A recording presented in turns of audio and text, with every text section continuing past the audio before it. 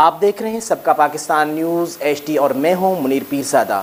آئیے آپ کو لیے چلتے ہیں آج کی خبر کی جانب۔ سعودی عرب میں فیڈرل بورڈ آف ریونیو کے چیف ہیڈ کوارٹر اسلام آباد وسیم احمد باجوہ کے احساس میں عشائیہ دیا گیا، جس میں سفارت خانہ پاکستان کے افسران سمیت کمیونٹی ممبران بھی شرکت کی۔ وسیم احمد باجوہ سعودی عرب میں بطور کمرشل اتاشی خدمات انجام دے چکے ہیں۔ مزید بتا رہے ہیں سعودی عرب سے ہمارے نمائندے رانا عظیم۔ جی عظیم بتائیے گا۔ سعودی عرب کے دارالحکومت ریاض میں چودھری فریاد کی جانب سے دیے گئے عشائیہ میں سفارت خانہ پاکستان کے ویلفیئر اتاشی سہیل بابر وڑائچ اور منسٹر ٹریڈ اینڈ انویسٹمنٹ اطہر داہر کی علاوہ اہم کاروباری شخصیت نے شرکت کی۔